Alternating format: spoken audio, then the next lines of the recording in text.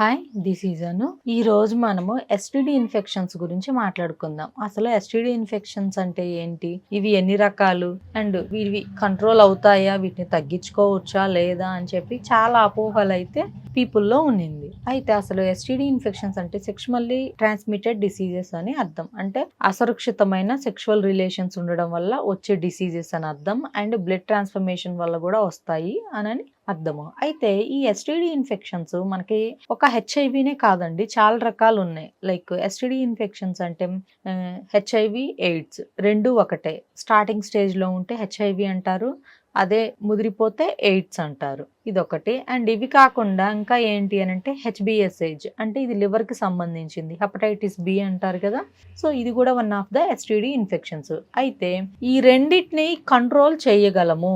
ఏంటి అని అంటే నాట్ డిటెక్టెడ్ అని మనం తెప్పించుకోగలము. మంచి మందులు వాడి లైఫ్ స్టైల్ కరెక్ట్ చేసుకొని పాజిటివ్ మైండ్ తోటి ఉంటే వీటిని నాట్ డిటెక్టెడ్ లైక్ కంట్రోల్లో ఉంది అని మనకి వైరల్ లోడ్లో తెప్పించుకోగలము. అది కూడా డాక్టర్ కన్సల్ట్ అయ్యి మేము ఇచ్చే మెడికేషన్ వాడుకుంటూ మంచి ఫుడ్ తింటే కంట్రోల్ అయితే మంచిగా చేసుకోవచ్చు ఇది. అండ్ ఇంకా మిగిలినవి ఏంటి అని అంటే toxoplasma, IgG, IgM and CMV, rubella, HSV one, HSV two, మళ్ళీ వీటిలో IgG, IgM and gonorrhoea. So ఇవన్నీ కూడా మనకి ఎస్టిడి ఇన్ఫెక్షన్స్ కిందకే వస్తాయి. అయితే ఇప్పుడు హెచ్ఐవి అండ్ హెచ్బిఎస్ ఏజ్ కాకుండా ఈ మిగిలినవన్నీ కూడా క్యూరబుల్ డిసీజెసే, పూర్తిగా తగ్గించుకోవచ్చు. ప్రాపర్ ఫుడ్ తింటూ మీకు డయాగ్నోస్ అయిన వెంటనే మీరు డాక్టర్ని కన్సల్ట్ అయితే గనుక వెంటనే దీనికి తగ్గ మెడికేషన్ ఇస్తారు. దీనికి ప్రాపర్ ట్రీట్మెంట్ తీసుకుంటే మంచిగా క్యూర్ అవుతున్నాయి. అయితే ఇంకొకటి మీరు తెలుసుకోవాల్సింది ఏంటి అని అంటే చాలా మంది లైక్ డైట్ తోనే తగ్గుతుందా, అసలు ఇవి తగ్గవంట కదా అని చెప్పి కొన్ని డౌట్స్ అడుగుతూ ఉంటారు.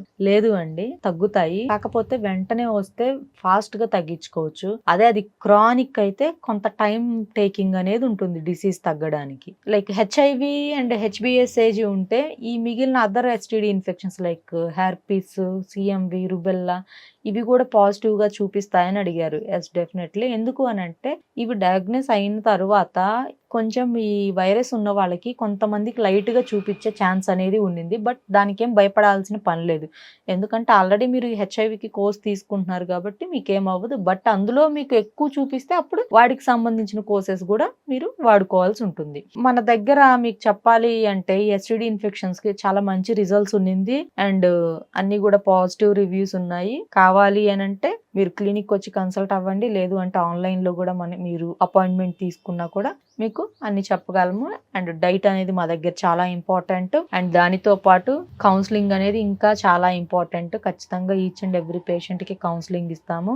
అండ్ ఇంకొకటి వచ్చేసి ఫిజికల్ వర్క్ కూడా ఖచ్చితంగా ఉండాలి. లైక్ యాక్టివిటీస్ చేయడం, వాకింగ్ చేయడం, మీకు నచ్చిన వర్క్ ఏదైనా, డాన్స్ చేయాలనిపిస్తే డాన్స్ చేయడం, ఏదైనా కూడా ఫిజికల్ వర్క్ అనేది ఇంపార్టెంట్. అది చేయాలి ఎస్టిడి ఇన్ఫెక్షన్స్ ఉన్న వాళ్ళు. అండ్ నెగిటివ్ పీపుల్ కి దూరంగా ఉండమని చెప్తాము. అండ్ ఒక విషయం గురించి అతిగా ఆలోచించడం, డిప్రెషన్ లోకి వెళ్ళడం, ఇటువంటి పనులు చేయొద్దని చెప్తాము. ప్రాపర్ న్యూట్రిషన్ అనేది తీసుకోమని చెప్తాము. అండ్ మేము పెట్టే డైట్ లో ఇవన్నీ కూడా ఉంటాయి.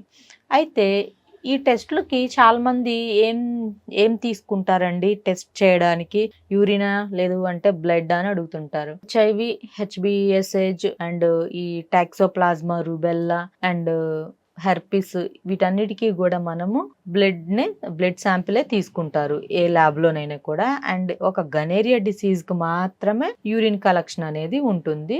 యూరిన్ అండ్ స్వాబ్ కూడా తీసుకుంటారు. ఇది వెంటనే మీకు 2 to 3 days అలా పడుతుంది ఈ రిపోర్ట్స్ రావడానికి.